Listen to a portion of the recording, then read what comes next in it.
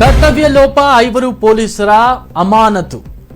3 PSI ಸೇರಿ 5 ಪೊಲೀಸರು ಈಗ ಸದ್ಯ ಅಮಾನತುಗೊಳಿಸಿಕೊಳ್ಳಲಾಗಿದ್ದಾರೆ. ತುಮಕೂರು SP KV ಅಶೋಕ್ರಿಂದ ಆದೇಶ ಅಧಿಕೃತವಾಗಿ ಬಂದಿರುವಂತದ್ದು. ತುರುವೇಕೆರೆ ಠಾಣಾ PSIಗಳಾದಂತಹ ಗಣೇಶ್ ಹಾಗೂ ರಾಮಚಂದ್ರ ಜೊತೆಗಿನ ಹೆಡ್ ಕಾನ್ಸ್ಟೇಬಲ್ ರಘುನಂದನ್ ಅವರು ಅಮಾನತುಗೊಂಡಿದ್ದಾರೆ. ಕೇಸಿನ ಮಹಿಳೆ ನಾಪತ್ತೆ ಪ್ರಕರಣದಲ್ಲಿ ದೂರು ದಾಖಲಿಸಿಕೊಳ್ಳದೆ ಕರ್ತವ್ಯದಲ್ಲಿ ಲೋಪ ಎಸಗಿದ್ದಾರೆ.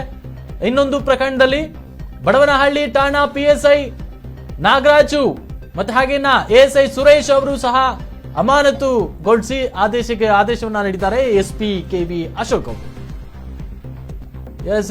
ಈಗ ಇತ್ತೀಚಿನ ದಿನಗಳಲ್ಲಿ ಈ ಒಂದು ಕರ್ತವ್ಯ ಲೋಪ ಎಸಗುತ್ತಿರುವಂತಹ ಸಂಖ್ಯೆಯೂ ಸಹ ಬಹಳಷ್ಟು ಹೆಚ್ಚಾಗ್ತಿರುವಂಥದ್ದು. ಹಾಗಾಗಿ SP ಅಶೋಕ್ ಅವರು ಈಗಾಗಲೇ ಬಹಳಷ್ಟು ಮಂದಿನ ತುಂಬಾ ಸ್ಟ್ರಿಕ್ಟ್ ಒಂದು ರೂಲ್ಸ್ ಅಂಡ್ ರೆಗ್ಯುಲೇಷನ್ಸ್ ಫಾಲೋ ಮಾಡ್ತಾ ಇರುವಂಥದ್ದು. ಯಾವುದೇ ರೀತಿ ಮುಲಾಜಿಲ್ದಾನೆ ಎಲ್ಲರನ್ನೂ ಸಹ ಒಂದು ರೀತಿಯಲ್ಲಿ ಕರ್ತವ್ಯ ಲೋಪ ಯಾರೆಲ್ಲ ಸಿಗ್ತಾ ಇದ್ದಾರೆ, ಯಾರು ಸಹ ಕರ್ತವ್ಯ ನಿರ್ವಹಿಸ್ತಾ ಇಲ್ಲ ಅಂಥವ್ರನ್ನ ಏಕಾಏಕಿ ಅಮಾನತುಗೊಳಿಸಿ ಒಂದು ರೀತಿಯಲ್ಲಿ ಶಿಸ್ತನ್ನ ಮೈಂಟೈನ್ ಮಾಡಲಿಕ್ಕೆ ಬಹಳಷ್ಟು ಮುಂದೆ ಬರ್ತಾ ಇರುವಂಥವ್ರು SP KV ಅಶೋಕ್ ಅವರು.